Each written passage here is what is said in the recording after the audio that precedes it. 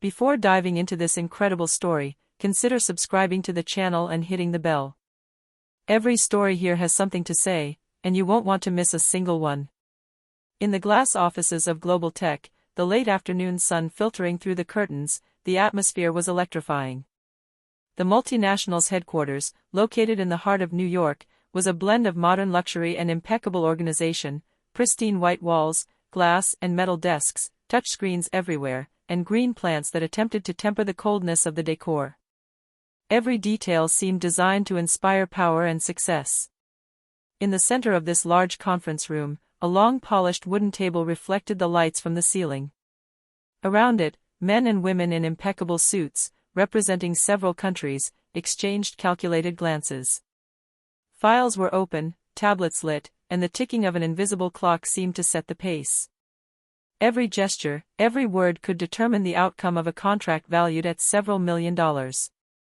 In the midst of this storm of tensions and financial calculations stood Clara Reynolds, a young 28-year-old American secretary. Her brown hair tied back in a strict bun, her glasses slightly pushed up her nose, she seemed insignificant to anyone who didn't know her. But Clara possessed a rare asset: she spoke fluent Mandarin and knew the cultural subtleties of the Chinese delegation. Yet, since arriving at the company, she had too often been relegated to the shadows, typing documents, organizing calendars, and answering emails with an invisible but essential efficiency. Today, however, was not a day like any other. James Harrison, the operations director, was leading the meeting. His authoritarian tone and condescending attitude had already raised eyebrows among the Chinese delegation. Clara knew that her mispronunciations and lack of cultural sensitivity could derail weeks of preparation in a matter of minutes. The Chinese participants, dressed in sober but elegant suits, consulted their documents with precision. Their gazes were both analytical and critical. Every detail of Harrison's behavior was observed, every ill-chosen word could be interpreted as an affront. The atmosphere was icy, almost palpable. Clara felt her heart beat faster. She carefully observed the room, noting the guests' postures, expressions, and gestures. She knew the stakes were far higher than James Harrison could have imagined. A simple smile, a well-placed word, or a clear explanation in Mandarin could transform an embarrassing situation into a triumph. As the meeting began, Clara realized that today, her usual role as secretary was about to change. She was no longer just a silent observer, she was about to become the crucial element in a negotiation where everything could change in a matter of moments. The pressure was immense, but she felt a new determination rising within her. Clara took a deep breath. Today, she would no longer be invisible. Today, she would save the negotiation. The conference room vibrated with an almost palpable tension. Documents lay open on the table, pens in hand, and screens displayed complex financial charts. In the center, James Harrison, Global Tech's Director of Operations, stood up, looking confident. "Ladies and gentlemen," he began, but his voice betrayed a slight tremor as he spoke the first words in Mandarin. "We, are offering a 5% reduction in your fees." He stammered, trying to smile.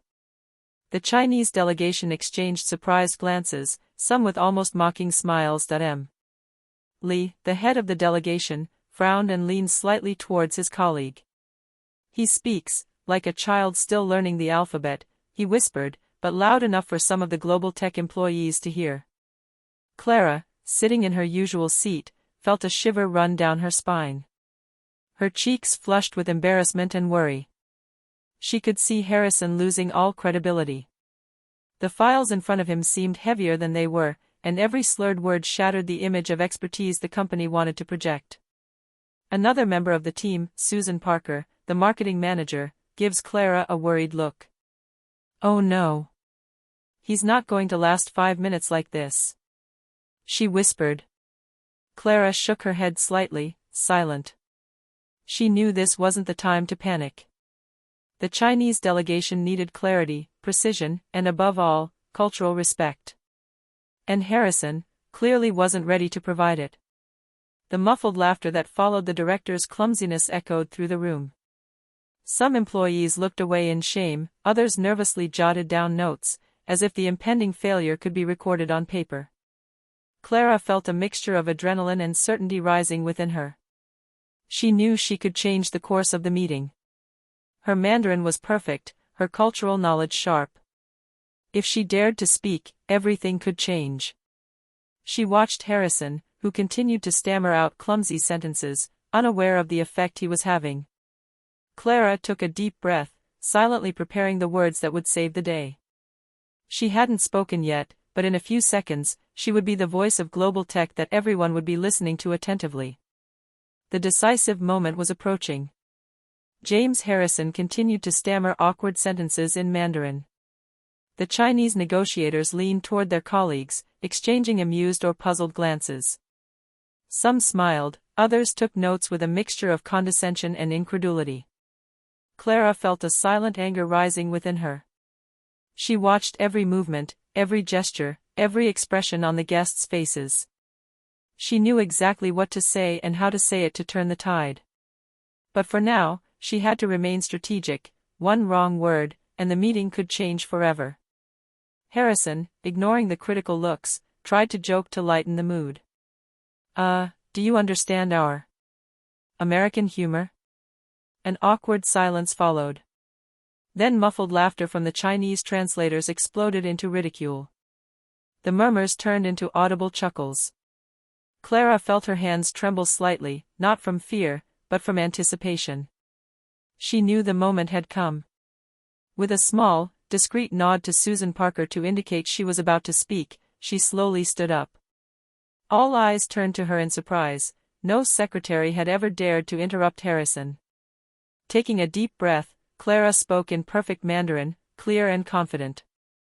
Let me clarify a few points to avoid any misunderstanding. Silence fell instantly. The Chinese negotiators stared at her in astonishment, their eyebrows slightly raised. Harrison, on the other hand, opened his eyes wide, mouth agape. Clara continued, her voice soft but firm, accurately conveying Global Tech's intentions.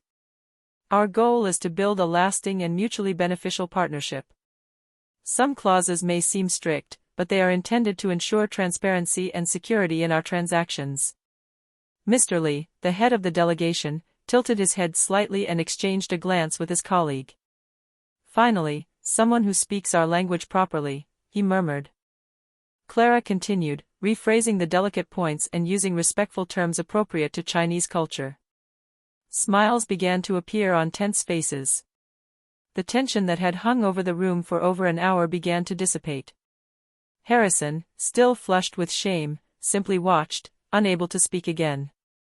Clara, on the other hand, stood tall, confident, aware that every word she spoke brought the two sides closer to agreement. At that precise moment, it became clear to everyone in the room, the meeting was no longer being led by the clumsy director, but by the invisible secretary who had just taken control of the situation. After her Mandarin speech, Clara felt the attention refocus on her. The Chinese negotiators now took every word seriously. The mocking smiles had disappeared, replaced by attentive, analytical looks. Mr. Lee, the head of the delegation, adjusted his glasses and asked, "Can you clarify how you plan to manage delivery clauses and possible penalties?" Clara nodded, careful to maintain a calm and respectful posture. Of course. Each clause has been designed to ensure that our mutual commitments are respected. In the event of delay, the penalties are proportional to the risks incurred, but we remain open to discussion to find common ground. She pronounced each word fluently and precisely, punctuating her sentences with subtle but reassuring gestures. The Chinese delegates nodded, clearly impressed by her command of the language and her understanding of cultural and financial issues. Behind her, Susan Parker whispered to a colleague, "I can't believe she's doing this, and that we've never seen her do it before." Clara continued, addressing the technical aspects of the contract, the staggered deliveries, the quality standards, the financial guarantees. She anticipated every objection and rephrased every sentence so that all parties felt respected and understood. Another member of the delegation, M. Zhang, spoke. It's rare to see someone who understands not only the language, but also our cultural and business concerns. Clara replied with a discreet smile. My role is to ensure that all parties can collaborate effectively. I understand the importance of every detail in building a relationship of trust. The Global Tech colleagues, who had initially laughed at Harrison's clumsiness, now pored over their notes with a mixture of respect and astonishment. Even Harrison himself seemed stunned by the authority and clarity with which Clara was conducting the meeting. The Chinese delegation began asking more detailed questions, and Clara answered each one precisely, anticipating reactions and adjusting her wording to allay doubts. The tension that had been hanging over them from the beginning gradually dissipated, replaced by a constructive and professional atmosphere. For the first time since the meeting began, Clara felt a glimmer of victory. She had not only stopped the embarrassment, but she had begun to transform a looming fiasco into respectful and effective dialogue. The conference room seemed transformed. The icy tension of the first few minutes had given way to an attentive calm. Clara stood straight, her hands resting on the table, every gesture measured. Her gaze swept the room, capturing the slightest signs of doubt or approval. Mr. Lee spoke again, this time in a less critical tone. Some clauses regarding risk allocation remain ambiguous for us. Can you clarify your intentions? Clara nodded and replied confidently, in Mandarin. Of course. Our intention is not to impose, but to protect both parties. Each identified risk is assessed and allocated fairly. We are ready to adjust the terms to reflect fair cooperation. She added a few concrete examples, illustrating how previous problems had been resolved in other partnerships, and how Global Tech ensured mutual satisfaction. The Chinese delegates listened attentively, some taking notes, others smiling slightly, visibly reassured by her clarity and calm. Behind her, Susan Parker whispered. It's amazing, she turned this meeting around in less than 10 minutes. Clara continued, anticipating every possible objection. If an exceptional situation arises, we have implemented rapid resolution mechanisms to avoid any disputes. Our priority is to build a lasting relationship based on trust and transparency. Mr. Zhang, another member of the delegation, seemed visibly impressed. You fully understand our concerns and address them with precision that exceeds our expectations. At this point, Clara paused, letting her words permeate the air. The Chinese negotiators exchanged glances, this time full of approval. Even Harrison, silent in the back, felt a pang of pride mixed with embarrassment. The secretary had taken control of the discussion. Every question was now directed at her, every request for clarification came through her calm, assured voice. She rephrased, clarified, and explained with a precision that simultaneously impressed and reassured. As the meeting progressed, Clara realized that her role was no longer limited to translation. She had become the interpreter of intentions, the mediator who transformed tensions into mutual understanding. Her boldness was paying off, the delegation was beginning to trust her, and by extension, Global Tech. The decisive moment was approaching. Clara knew that once she had managed to clarify all the critical points, the contract could finally move towards a successful conclusion. She took another breath, ready to take this step with the same determination. Clara sensed that the moment was crucial. The Chinese delegation was listening to every word with rapt attention, and she knew that a single slip-up could still jeopardize the agreement. But her confidence grew with every sentence she spoke.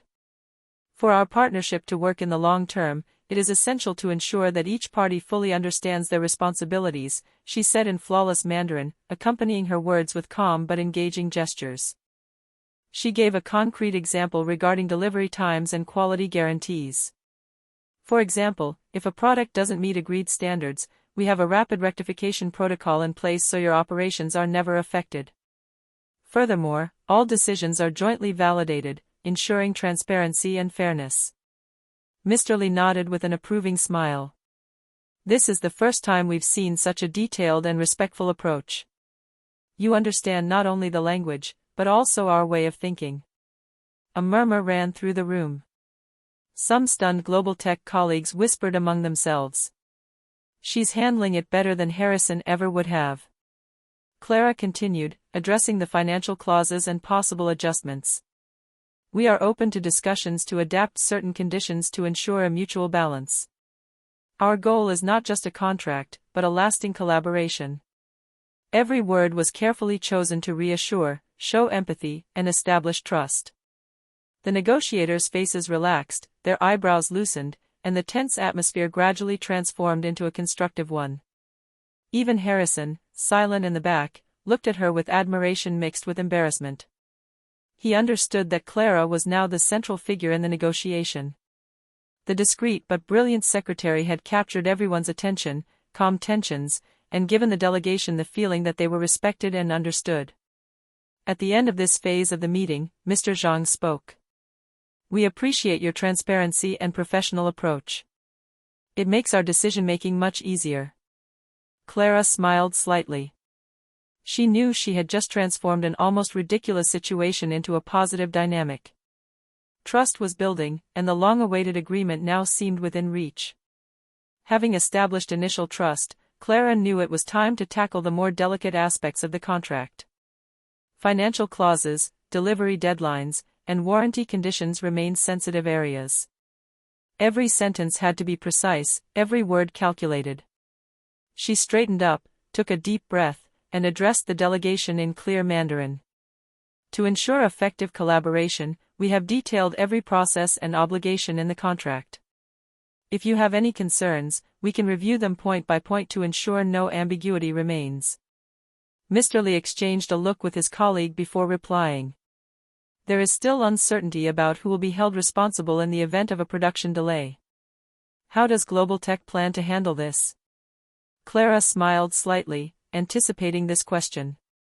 "We have a specific protocol in place, every delay is analyzed, and we propose immediate corrective solutions. This includes direct and transparent communication between our teams to avoid any misunderstandings." She continued by giving concrete examples of past situations where Global Tech had solved similar problems with other international partners. Her explanations were accompanied by subtle but engaging gestures, which demonstrated her mastery not only of the language but also of cultural and business nuances. The faces of the Chinese negotiators visibly relaxed. "That's impressive," Mr. Zhang murmured. "You anticipate all our questions before we even ask them." Clara replied with modesty but assurance. "My goal is to facilitate communication and ensure that everyone fully understands each other's intentions. This way, we can collaborate with confidence." Behind her, Harrison was pale but watched with admiration and a little disbelief. He realized that without Clara, the meeting would have been a complete disaster. The secretary had transformed the awkward situation into a constructive and focused dialogue, placing Global Tech in a position of respectful strength. At this point, Clara made a mental note that every objection had been addressed. She saw the smiles, the nods, and understood that the Chinese delegation was ready to consider the final agreement. The tension had given way to an atmosphere of cooperation, and the negotiators seemed genuinely convinced that Global Tech was seeking an equitable partnership. Clara took another breath, ready for the next step, guiding the entire meeting to a successful conclusion and turning this nascent victory into an official success for the company. After clarifying the critical points, Clara sensed that the Chinese delegation was ready to move forward. The tense atmosphere at the beginning of the meeting had almost disappeared, replaced by respectful and attentive collaboration. Frowning brows and skeptical murmurs had given way to nods and constructive exchanges. Clara stood up slightly to get everyone's attention. "Before finalizing the contract, I suggest that we review the key points together to ensure that all parties are fully satisfied." Mr. Li nodded, a sign that his suggestion was welcome. "Very good. We want to make sure that the mechanisms for reviewing the clauses are clear and acceptable." Clara then opened the central file and unrolled a precise summary of each important clause, explaining their function and justification. The clauses regarding product quality and delivery times are established to protect your interests while ensuring our commitment to meeting our obligations. We have provided flexible adjustments for exceptional situations. With each sentence, she observed the delegates' reactions. Their once closed faces now brightened. Some took notes, others smiled slightly. The initial incomprehension had transformed into palpable trust. Mr. Zhang then intervened. "We appreciate the clarity of your explanations. Your approach demonstrates not only exceptional professionalism but also a genuine willingness to cooperate. Clara replied with a slight smile. Thank you. My goal is for all parties to fully understand and accept each commitment. We want this partnership to be lasting and beneficial for all. Behind her, Harrison, who had remained silent until now, couldn't help but breathe a sigh of relief. The once ignored, quiet secretary had not only turned things around but also established a climate of mutual respect. Clara continued to detail the remaining technical points, answering each question with confidence and precision. The negotiators now seemed confident that the final agreement would be balanced and respectful of their needs. As she concluded this phase of the meeting, she felt a mixture of relief and satisfaction. The delegation was convinced, the tension had disappeared, and the path to signing the contract was now open. The time to officially seal the deal was approaching, and Clara knew that her ability to listen, anticipate, and clarify had been the key to this transformation. The meeting was nearing its conclusion. Clara knew that every word spoken now was meant to build trust and prepare the ground for the final signing. The Chinese delegation seemed relaxed but still attentive, aware that the smallest detail could have a significant impact. Clara spoke calmly and confidently. Before we proceed with the signing, let's recap the key points to ensure that all parties are fully satisfied. She reviewed every clause, deadlines, penalties, quality guarantees, risk allocation, and dispute resolution mechanisms. Her explanations were clear, precise, and nuanced. Every word was chosen to reassure, show respect, and anticipate objections. Mr. Lee, the head of the delegation, smiled and replied. Your attention to detail and respectful approach have completely allayed our concerns. We are ready to proceed. Clara gestured for Harrison to come over for the signature. Harrison, still flushed with embarrassment, whispered. Clara. I don't know what to say. You saved this meeting. Clara smiled softly, but focused on the task at hand. She invited the Chinese delegates to sign the documents. Each signature sealed not only the agreement, but also the mutual trust she had established. After the contracts were signed, Mr. Zhang spoke. We have rarely seen a negotiation conducted with such professionalism and clarity. Your intervention was decisive. The Global Tech colleagues exchanged admiring glances. Susan Parker whispered to another employee. She just turned what would have been a disaster into a total victory. Clara, sitting back in her seat, felt a surge of inner satisfaction. Not only had she avoided humiliation from her director, but she had also demonstrated that a discreet secretary could become a strategic pillar in international negotiations. Harrison, for the first time, publicly acknowledged his mistake. Clara, without your intervention, we would have lost much more than a contract. Thank you. Clara nodded, humble but proud. She knew this success marked not only the end of a difficult meeting, but also the beginning of a recognition she had long deserved. The agreement was signed, smiles were everywhere, and for the first time, Clara felt that her voice, long ignored, had changed the course of events. After the agreement was signed, the atmosphere in the conference room had completely changed. Where once there had been tension and unease, an atmosphere of respect and admiration now pervaded. The Chinese negotiators left the room with satisfied smiles, convinced that Global Tech was a serious and trustworthy partner. Clara stood in her place for a moment, her heart pounding, silently savoring the success she had just achieved. Her role had been crucial, she had transformed an almost ridiculous situation into a professional triumph. Her colleagues began to approach her. Susan Parker was the first to extend her hand with a beaming smile. Clara, I can't believe it, you completely saved this meeting. You were amazing. Even the usually arrogant and self-assured Harrison approached with a mixture of embarrassment and respect. Clara. I have to admit that you did everything I couldn't. This meeting was saved because of you. Thank you. Other employees whispered among themselves, surprised and admiring. I didn't think a secretary could handle this. Not only did she speak Mandarin perfectly, but she also understood all the cultural and financial subtleties. It's impressive. Clara smiled slightly, a mixture of pride and humility. She knew this success would change the way her colleagues and superiors perceived her. For the first time, her role was no longer invisible. Moments later, the CEO of Global Tech entered the room. He had been briefed on the meeting's progress. After a quick look around the team, he stopped in front of Clara. "Clara, I heard about your intervention. You saved a major contract for the company. We are all impressed by your professionalism and intelligence." Clara felt a wave of sincere gratitude wash over her. That day, she understood that sometimes true power lay not in official titles, but in competence, audacity, and mastery of one's knowledge. As the day drew to a close, Clara returned to her desk, her colleagues greeting her warmly. The quiet and often overlooked secretary had just shown that her role could have a decisive strategic impact. And for the first time, Clara felt that her career and her worth were finally being recognized at their true value. The next morning, Clara's office was quiet, but the atmosphere had changed.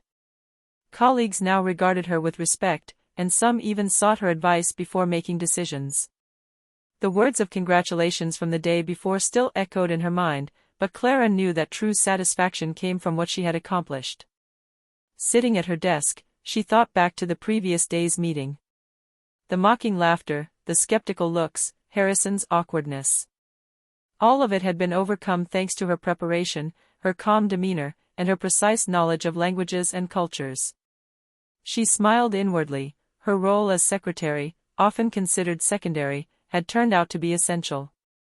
A few moments later, Harrison timidly entered his office. "Clara. I wanted to apologize for my behavior yesterday. I underestimated your importance and your competence.